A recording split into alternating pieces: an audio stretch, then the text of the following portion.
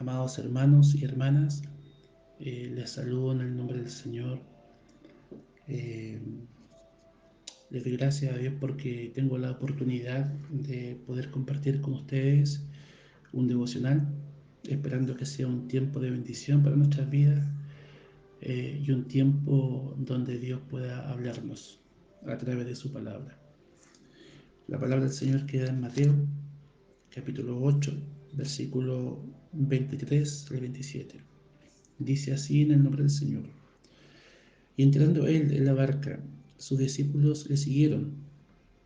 He aquí que se levantó en el mar una tempestad tan grande que las olas cubrían la barca, pero él dormía. Y vinieron sus discípulos y le despertaron diciendo: Señor, sálvanos, que perecemos. Él les dijo: ¿por qué teméis, hombres de poca fe?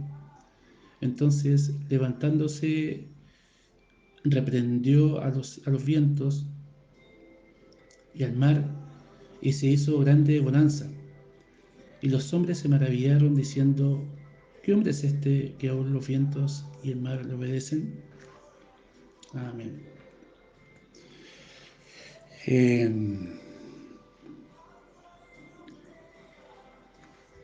Me imagino la situación que tuvieron que vivir los discípulos al estar en la barca con Jesús y al pasar el rato, tener que enfrentar una tempestad muy grande como es la tempestad que menciona la Escritura, donde las olas cubrían la barca. Me imagino los discípulos enfrentando esa situación anormal, porque eh, no siempre se enfrenta una tempestad, no todos los días enfrentamos una tempestad. Y me imagino que los discípulos tuvieron que enfrentar la tempestad y que esa situación que tuvieron que vivir provocó en ellos gran temor, inseguridad, angustia, que tuvieron que acudir a Jesús para que Jesús les ayudara, porque temían que la barca se podía hundir, temían que las olas podían tapar por completo la barca y iban a quedar ahí, o quizás podían perder la vida frente a las olas tan grandes. Y es ahí donde Jesús despertó y le preguntó que dice, ¿por qué teméis, hombres de poca fe? Y que creo que lo que Jesús esperaba de los discípulos, que solamente ellos confiaran y que se bastaran de que estando él en la barca nada le iba a pasar. Sin embargo, los discípulos dudaron de lo que pudo pasar y tuvieron miedo y acudieron a Jesús para que Jesús tomara el control de esa situación. Esto no quiere decir que mientras Jesús dormía no tenía el control, pues bien Jesús en todo tiempo tuvo el control de la barca, sino que los hombres, los discípulos que estaban con él, dudaron y tuvieron miedo. Creo que las personas que hemos tenido la oportunidad de navegar, de conocer el mar, sabemos muy bien que es una tempestad. Tenemos hermanos que son pescadores, que también pueden saber muy bien a qué se refiere una tempestad. Quizás no una tempestad tan grande como la que menciona acá en la Biblia, pero podemos comprender y conocer a qué se refiere una tempestad. Bueno, un ejemplo de tempestad la podemos ver, ¿cierto?, que es un fenómeno natural. Es un fenómeno que actúa con gran fuerza, con gran violencia, en el cual podemos observar vientos, lluvias, nubes, marejadas, olas grandes, y que muchas veces esto provoca en nosotros o en las personas que se ven enfrentadas a una tempestad gran temor, una gran inseguridad, gran angustia y la sensación también que incluso pueden perder la vida. Creo que no se aleja mucho de la situación que vivieron los discípulos en aquel tiempo. La diferencia está es que ellos estaban físicamente con Jesús y las personas que, que hoy podemos enfrentar una tempestad en una barca, podemos tener la misma confianza de que pese a que no vemos a Jesús, sabemos de que Él siempre estará con nosotros. Él lo prometió y Él cumple su promesa. Cuando hablamos de tempestad, ya un poco mencioné acerca de cómo puede ser, pero quizás podemos relacionar este fragmento bíblico con la vida que nosotros vivimos. Podemos asociar la tempestad con nuestra vida cotidiana. No quiero decir de que nuestra vida es una tempestad, sino que nuestra vida muchas veces se ve enfrentada a distintas tempestades. Lo que, la, la- la información cotidiana que todo el mundo hoy en día maneja y que toda la preocupación se enfoca a lo que estamos viviendo es sobre la contingencia social que estamos viviendo. Y todo el mundo se enfoca a la preocupación y a la incertidumbre y al temor de no saber qué es lo que va a pasar.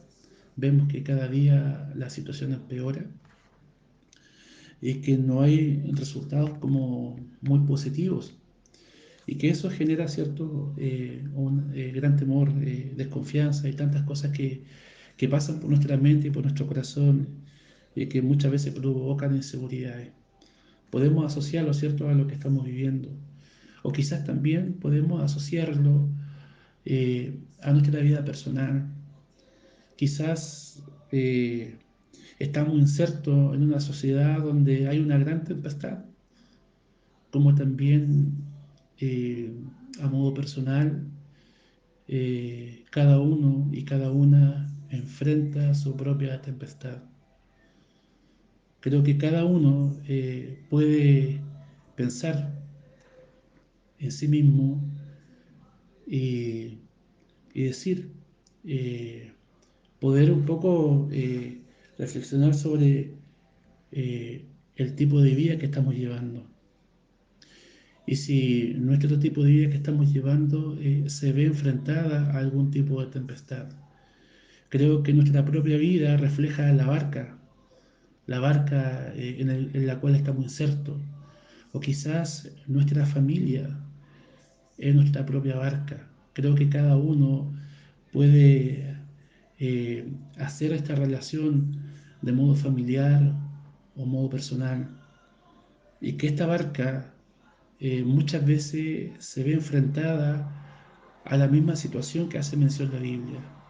Se ve enfrentada a grandes tempestades, donde muchas veces, producto de las grandes marejadas y las grandes olas, nos vemos enfrentados al temor, al miedo, a la inseguridad y a la angustia que muchas veces eso genera. Querido hermano y hermana, quiero decirte de que no importa en las circunstancias a las cuales te veas enfrentado, no importa las circunstancias en las cuales estés viviendo, lo que sí tienes que tener claro que frente a todo lo que vivas y frente a cualquier tempestad, ten la seguridad de que Jesús es el que está en tu barca. Es Jesús que está en la barca de tu familia o en la barca personal. Y que frente a eso, lo único que debemos hacer es tener fe, que fue lo que le falló a los discípulos y que muchas veces también nos ocurre a nosotros. Creo que a veces también nos falta fe. Y esa es la enseñanza que Jesús nos quiere dejar en este momento, que Él es quien está en nuestra barca y Él es quien tiene el control de nuestra barca. Y que lo único que Él espera es que nosotros depositemos nuestra confianza en Él. Aprendamos a confiar en Jesús.